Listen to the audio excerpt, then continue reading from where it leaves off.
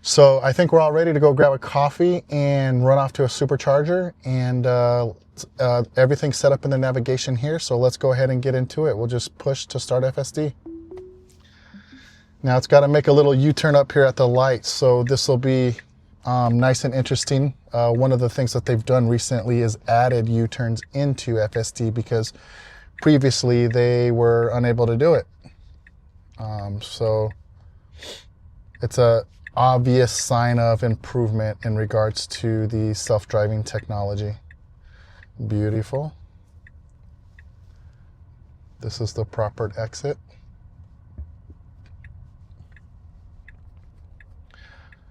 Doesn't appear to be too many cars coming, but it is going to wait here. I thought it had the room to go, but it's always better to be safe than sorry. Now it's going to jump out while a couple of cars are coming, and it's going to do some lane hopping. So not bad, not amazing, but it's nice and safe.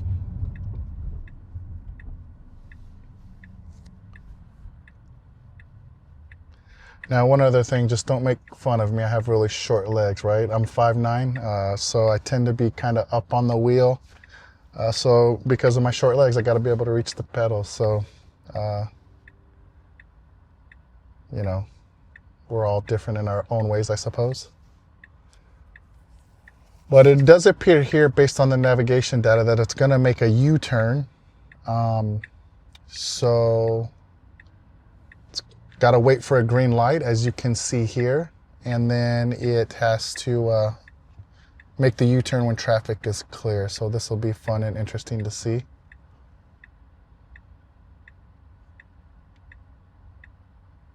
All right, there's our green arrow, and we got to make a U-turn here. It did clear the median beautifully. Wow, well done. Very nice. So we're about to pull into the corner store, Circle K. And we'll get a small coffee. It's a little late in the day, so we don't want to get over caffeinated. Let's just see what it's going to do here. Oh, whoa. What? It parked?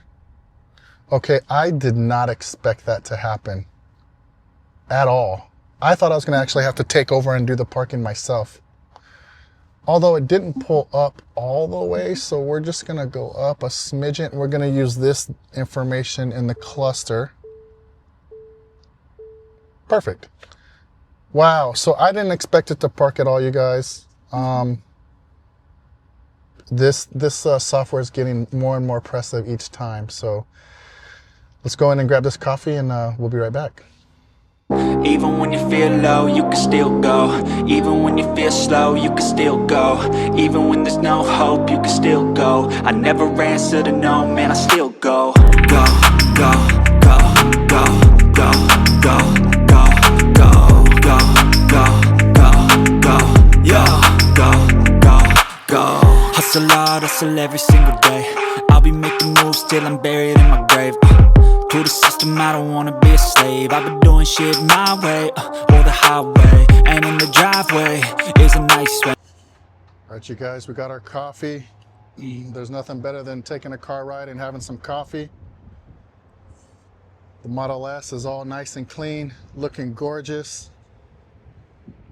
I kind of hate driving around in a dirty car. But let's get to that supercharger.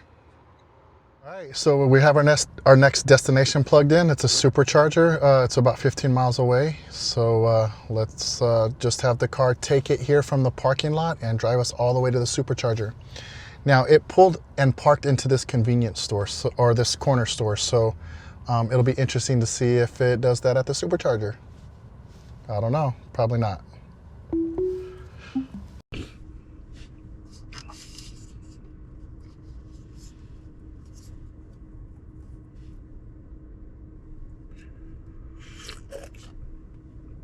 Oh, it stopped. We've got a truck coming to park into a gas station.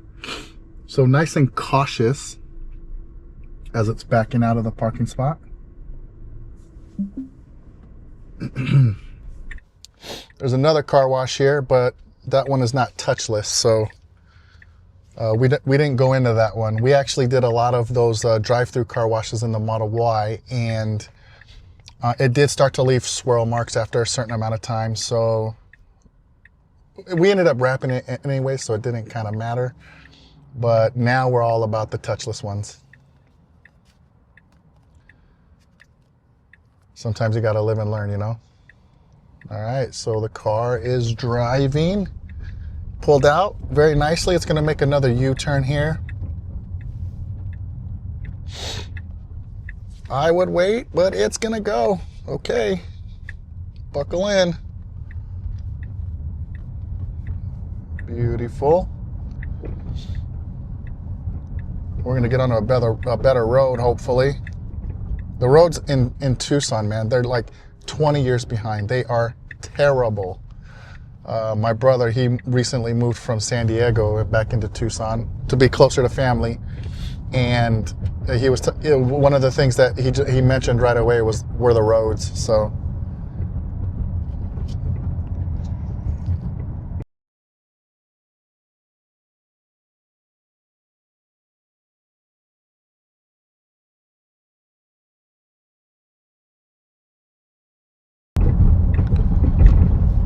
We're coming up into another intersection here. This is kind of really where FSD matters to me the most, because even with basic autopilot, the car is really good at staying in between the lanes. So for me, it's all about intersection turning, lane changing, U-turns, speed, slowing down when other cars are slowing down in front of you. All of that stuff kind of matters to me the most.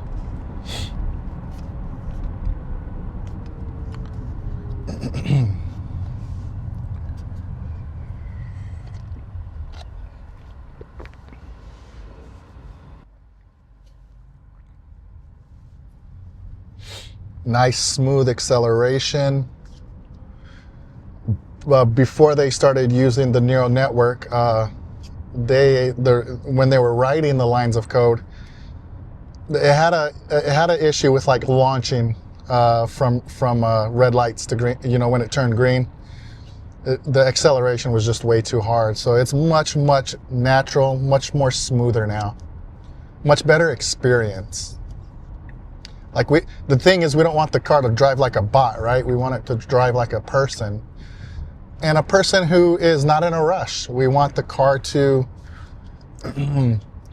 especially with new technology like this, like you put someone in here that's never been in a self-driving car before, like they're going to be scared. They're not going to know what to expect, right? So that experience has to be really good in order for them to buy into this kind of technology.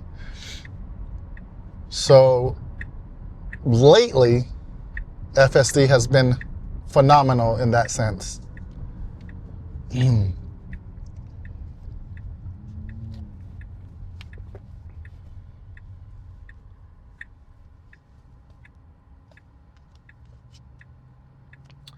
Nice little older Mercedes-Benz there. It's kind of hard to see with that camera, but old school Benz where the logo is sits on top of the front of the hood. I like their logos that they have these days, like them and Volkswagen. They have the ones that kind of glow. I think that's pretty cool.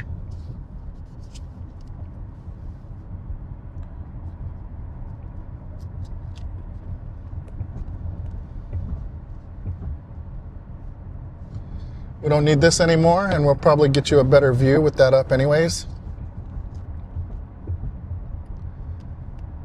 So this is going to be smooth sailing. There's not going to be a lot of turns for the next 4 miles, so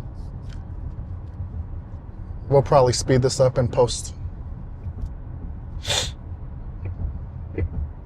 Unless there's something exciting, then we'll slow it back down for you. But enjoy the ride. Cheers.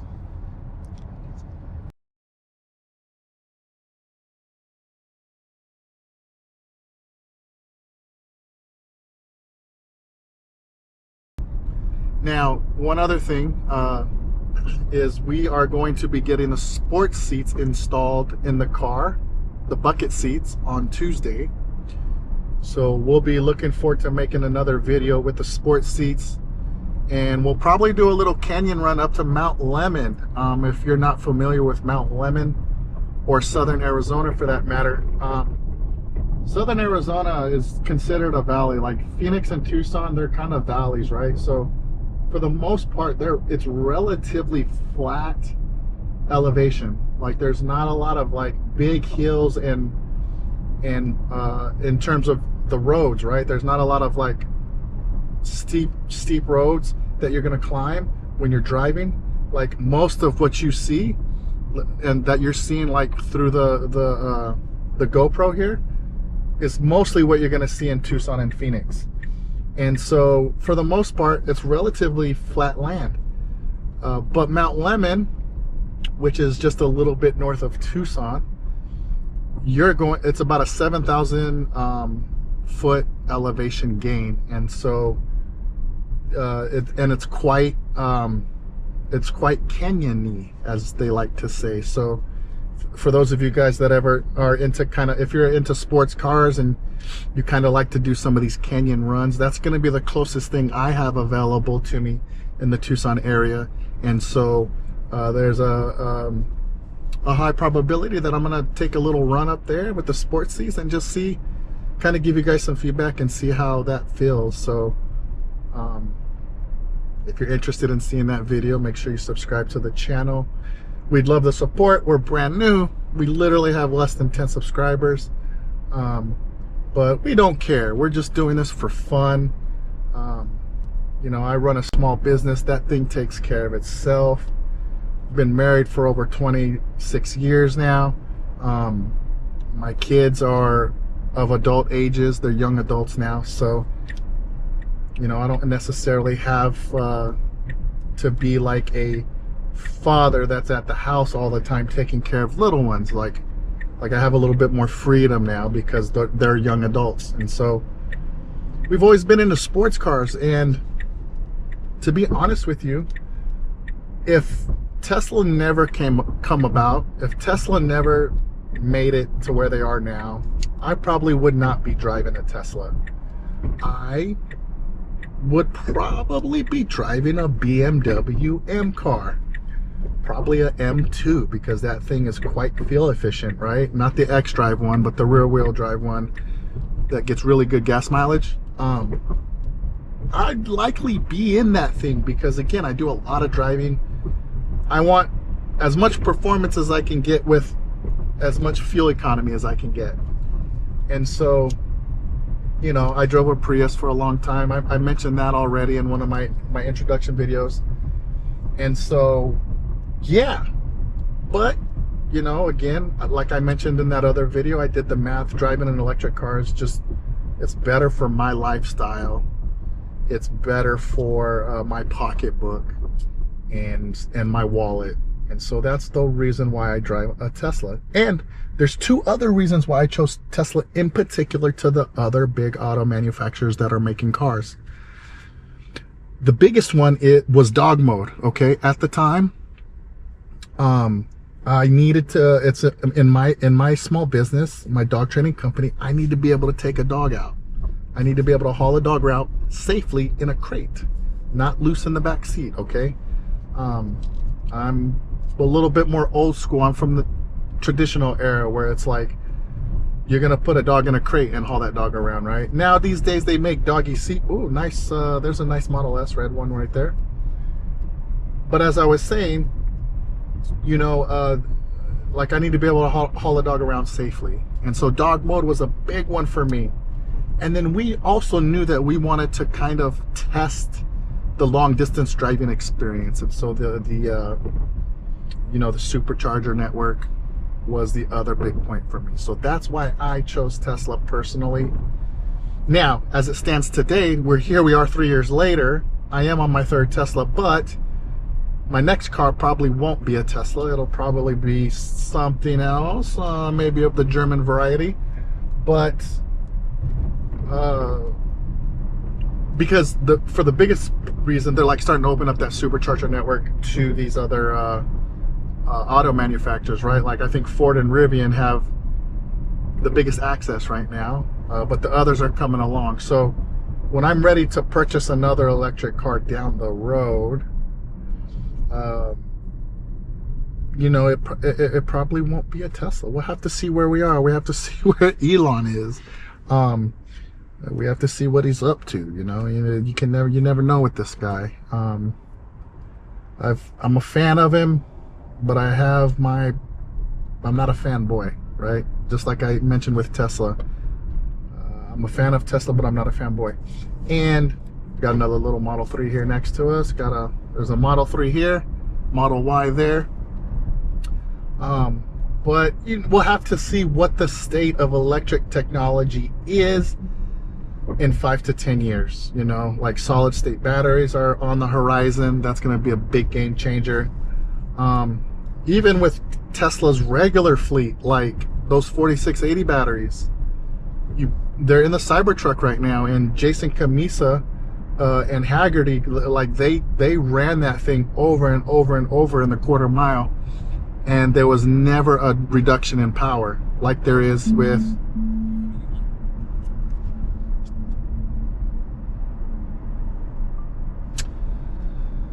sorry, I'm using the phone to record this footage, and when a phone call comes in, it interrupts the recording.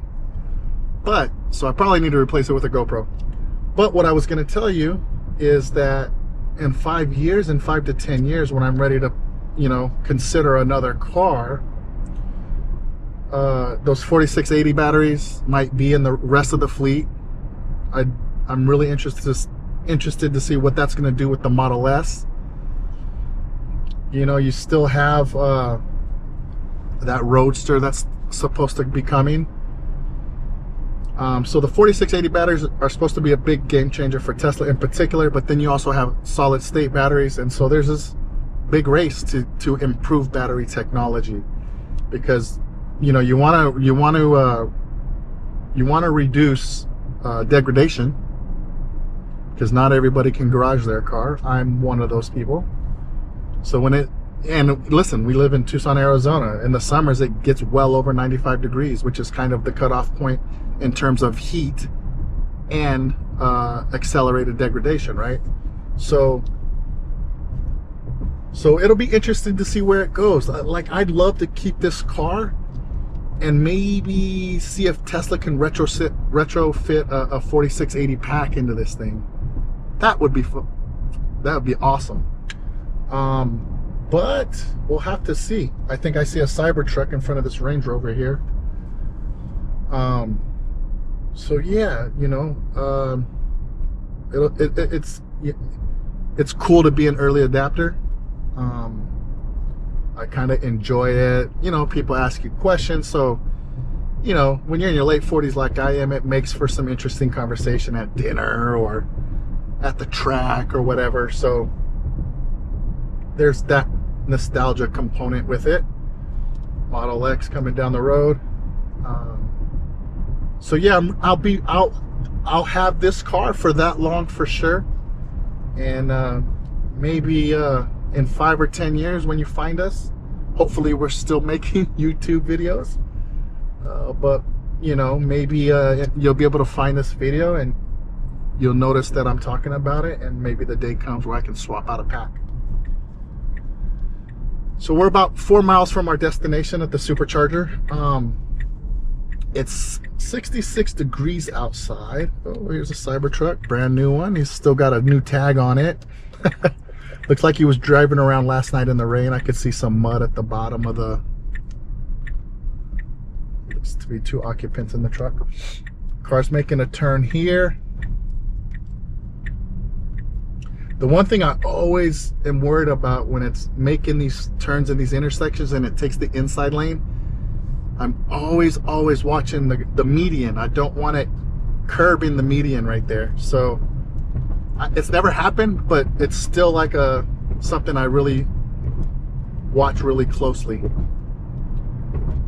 So anywho, gosh, I've been rambling a little bit. Hopefully I'm not boring you.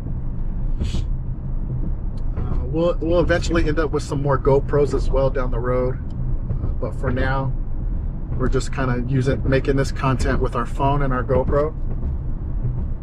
We still need to probably get GoPro accessories. I need to be able to plug a mic into the GoPros as well. With the particular USB-C mic that I'm using now, it doesn't really work with a GoPro.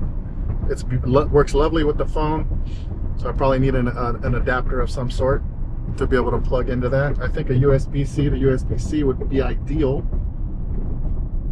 We'll have to see. I'm new to the GoPro arena, man. I've been trying to use my phone to record, whether it be dog training stuff or car stuff. I try to use my phone as much as humanly possible, man. But I'm realizing now that with some type of content, it's not always optimal. There's that Cybertruck again. We're about 3 miles out, 6 minutes. Hopefully you guys can see that. Hopefully you guys can see this cluster data pretty well. This is my first attempt at this video, so if something goes bad, this video might not make it up. Just in terms of the filming. So, anywho, temperatures are really nice in Arizona right now. It's February the 15th. It's 66 degrees according to the weather information in the cluster. 66 degrees here too. You might not be able to see that too well though. It's really tight, or really tight. It's really small text. But actually, let's see if you can probably see that a little bit better. So 66 degrees here in Arizona, in Tucson, Arizona. 0% chance of rain. I like that they're kind of adding those weather features in there too. You can also check the weather of your destination. So if you're going on a long road trip, you see you can, right here it says destination. So you can touch on destination and it'll tell you what the weather is like there. Now, we're just making a small commute within town, so you're not going to see a big weather difference there. So anyways, keep changing directions. The sun keeps moving about. We're doing 45 and a 45. I mean, the full self-driving has been doing fantastic at this point. I'm really impressed with it. I did ask my wife if she wanted to put it in her Model 3. But at the time that I was using it in the early stages, there were times where it would act just incredibly like when it would mess up. She'd be in the car with me. She didn't like me to use it, to be honest. And so for those reasons, early on, she's not a fan of FSD, but we're going to be going on an out of town trip here pretty soon. I'm probably going to use it on that trip, and maybe down the road she'll be convinced. But I'm not too upset with the fact that she doesn't want it, because that's a big purchase, right? Even if you're gonna subscribe to it, like, it's all about these subscription models these days. So you got to be careful with how much you subscribe to the different services that are out there. Before you know it, your monthly income can be gobbled up to all these crazy subscriptions: TV subscriptions, music subscriptions, gym subscriptions. It goes on and on.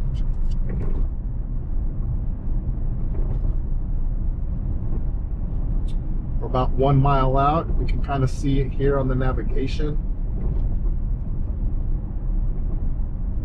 I don't think this car is going to park itself over there. We'll have to see. I would think personally that would be one of the first parking introductions that they would have for the car, right? Because they know what every parking lot looks like, where they've kind of installed all of their superchargers. And so I always had this idea in the back of my own head that these with the parking assist, like the cars would be able to park themselves in the superchargers when you're navigating there, but I'm yet to see it. But that was the first for me back at the corner store. I did not expect that to happen at all. So we're pulling up into the mall now. It's got to change lanes so it can go left here. Beautiful. There is a stop sign right here, so it is making a complete stop. Now it's continuing forward. I actually was wondering if it was going to keep going or not. It depends on kind of like the mall that you pull into. Sometimes there's a stop sign there and sometimes there's not. It really depends on the mall. Got a couple speed bumps here. Let's see if it slows down. Yep. Been very nice. Very nice. I also have the suspension in the absolute softest setting possible right now. So I got everything in comfort and soft completely. So I like, uh-oh, nope. That's too early of a turn. So I'm taking over. Let me cancel this blinker here. See, the charger's actually a little further up. So, FSD is not perfect. But it's pretty good, you guys. I think it's pretty good. And I'm not trying to convince you that you need to have it. I'm just kind of sharing my experience with you, and then I'll leave it up to you to choose. It's really busy right here. Holy smokes. All right, we're going to have it just self-park here. Got every charger's except for one is available. Wow. And this charger's way out of the way, so if anyone's traveling through Tucson, they're not coming here. These are all local folks. Probably a lot of people with some variation of free charging. Who knows? But this charger station is only 72 kilowatts, so there's no way people that are traveling through Tucson are going to be stopping here. All right, we did it. I guess we'll wrap it up here. It is the evening time. It's also Valentine's Day weekend, so we'll wrap it up here. I hope you guys enjoyed the video, and we'll see you in the next one. Peace.